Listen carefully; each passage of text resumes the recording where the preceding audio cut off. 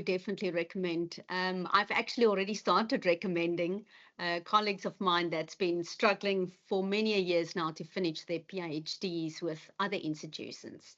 What you often hear is that they have no contact with their professors, that professors do not respond, and that there's no real guidelines or guidance along the way. And for me, started this journey surprisingly after so many years and finishing it quite swiftly was because of the ongoing engagement, the openness, the support, the guidance along the way. And because of that, I think you can make time because there's ongoing engagement. If you are left to your own devices, things tend to, be pushed to the side. If you don't have to do it today, maybe I'll do it tomorrow.